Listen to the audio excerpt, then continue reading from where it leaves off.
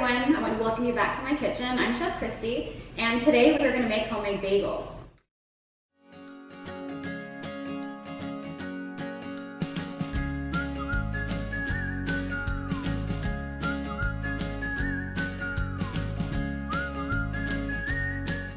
And for the bagels, we only need a couple of ingredients.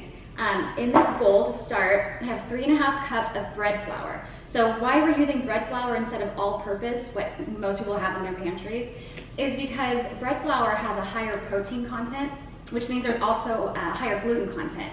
And what that's going to do versus if we were to use just a straight all-purpose, is it's going to give us a lighter, airier texture of the bread. That's what we want when we bite into a piece of bread, especially a bagel. So 3.5 cups of bread flour.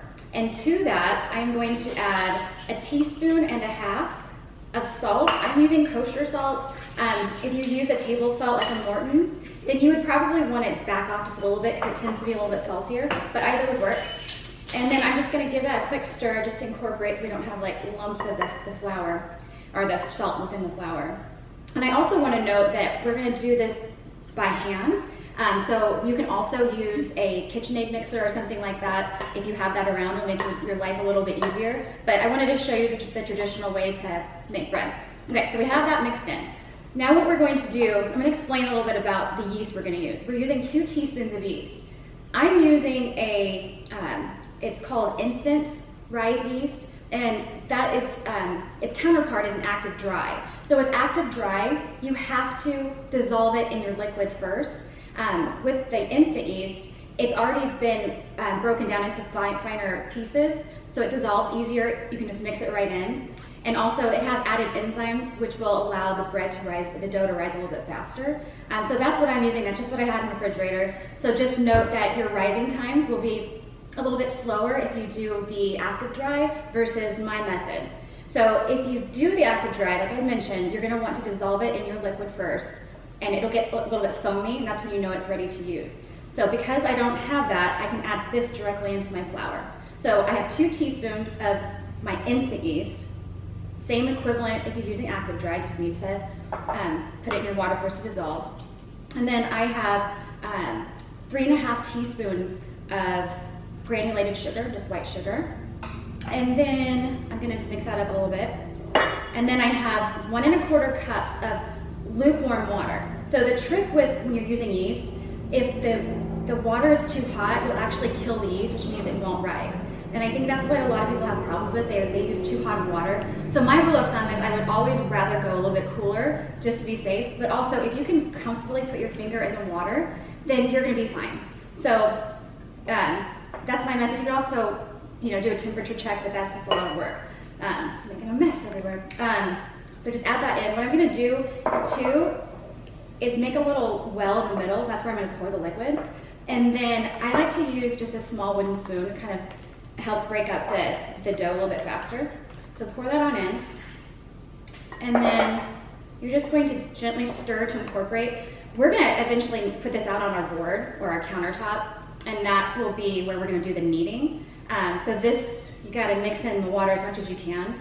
And I like to get it to a point where it kind of starts to form into a dough, and then dump it out. So we're almost there, you can see.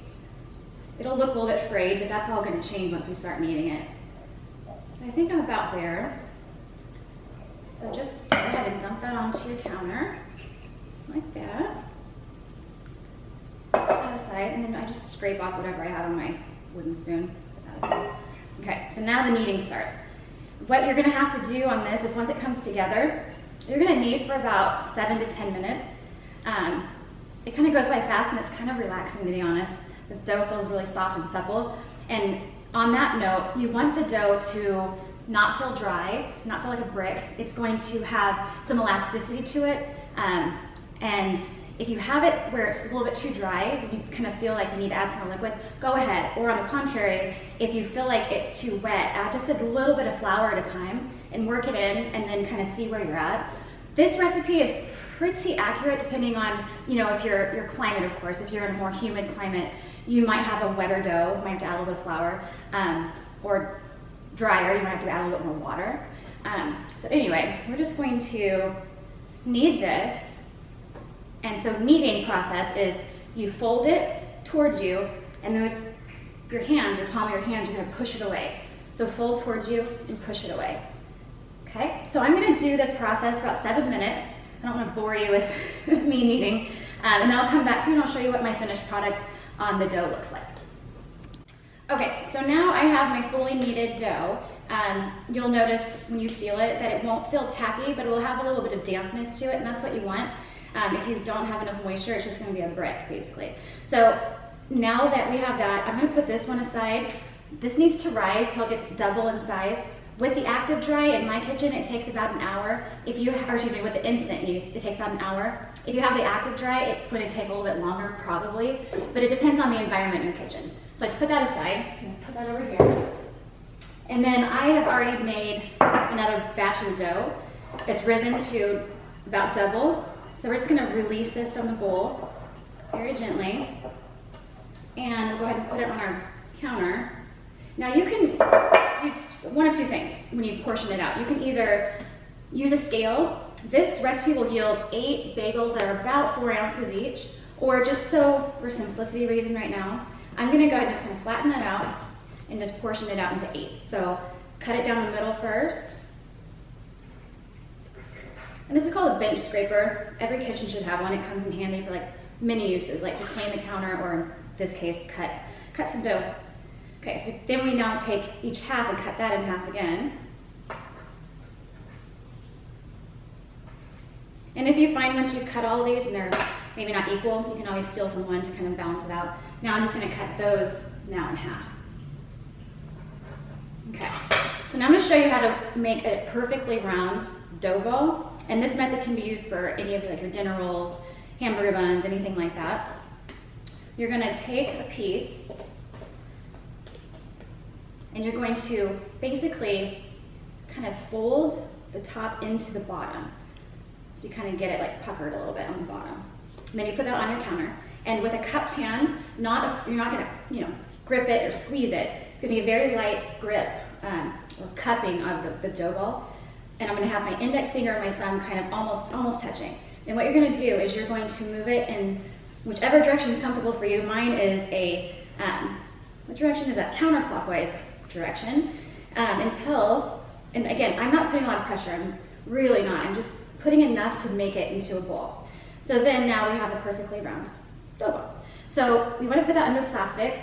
I'm going to show you one more time how to do that method, the cupping on the dough.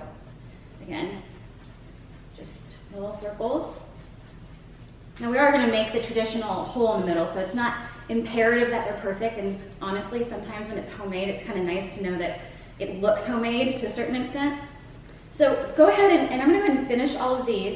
What we're gonna do is we're going to leave these under a plastic cover for 10 minutes, and then we're gonna come back and we're gonna put the hole. In the meantime, what I want you to do while you're waiting for that is I have a sheet tray, and I've lined it with parchment paper.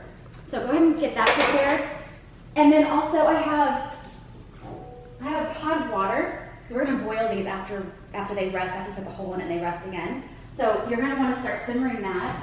And then also turn your oven on to 400 degrees Fahrenheit. That's the temperature that works best for these bagels in my oven. You might have to adjust accordingly if yours runs hot or cold. So anyway, I'm gonna finish these up, let them sit for 10 minutes, and we'll come back and we'll finish it up. Okay, now we have our rested dough balls, and the reason why we wanted them to rest is that we were working with them, and what happens when you work with a dough that has gluten in it, it tends to get really tight, and so we literally have to let it relax so we can make that hole, and so it doesn't just shrink back together again. Now there is going to be some element of it shrinking back together into its own like hole that we make, but that's okay, it kind of adds to the character anyway. So we'll take our dough ball, and honestly, if you want to use your index finger or your thumb, I like to use my thumb. You just literally just tear a hole straight through the middle, and then you're just going to want to stretch it a little bit. And like I said, regardless of how big you do it, it is going to want to come back together, and that's fine. So I want you to do that with every single one of your dough balls. Leave them on the counter. Again, we need to let these rest for another 10 minutes, and at that point, we'll finally be able to boil them, top them with seasonings, and I picked up some of this. Well, it's called Bagel Not Included. It's from my grocery store, but it's basically an everything bagel seasoning. So based on your preferences, there's that. My favorite, sesame seeds, and another popular one, poppy seeds. We're gonna put these toppings on right after it comes out of the water. That's what enables these toppings to stick. So I'm gonna go and finish this up. We'll rest for 10 minutes and we'll come back and finish it. Okay, now we have our bagels that have rested for another 10 minutes. And now it's time to boil. I turned up my water to high, so it's at a rolling boil now. And what I like to do is I like to take them 2 at a time. I like to boil them 1 minute on each side. If you like a little bit more of a firm, chewy texture on the outside, you can go a little bit longer. I'd play around with it, maybe increase it by half a minute on each side, just to kind of see what you like. So these will go in. Again, I'm doing a minute. We'll go ahead and let those work for, we'll pretend it's going to be a minute. We'll let it work for a little bit. And then, after it's been about a minute, then we'll flip them over, really easy, and let that go.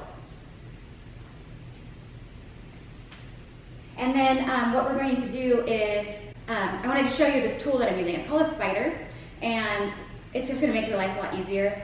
They come in plastic or metal. Mine's metal, obviously. I think I got it at Home Goods or something for like $5. So not an expensive investment, but definitely would be worth getting it if you do stuff like this. Okay, so let's pretend like it has been the full 2 minutes, 1 on each side. You pull them out. We're gonna have a couple that I did just a second ago. And immediately you're gonna want to do your seasoning. I have sesame seeds on those two, and I'm gonna do some poppy seeds. And then I'm gonna go ahead and continue doing this process. And after you have them all done, your oven, let's assume it's all hot, it's at 400 degrees Fahrenheit. You're going to cook them for, I would say, about 12 minutes, and then you're gonna completely rotate the pan 180 degrees, so that the browning will take place evenly all throughout. And I just wanted to show you, I did bake some earlier, and this is what your finished product is going to look like. I have my son who's actually behind the camera, and he's been eyeing this one that I made all day. So that's it. I hope you guys enjoy. If you haven't already subscribed to my channel, please do. There'll be more videos to come, and if there's any requests, please send them my way. Hope you guys have a good day and take care. Thank you.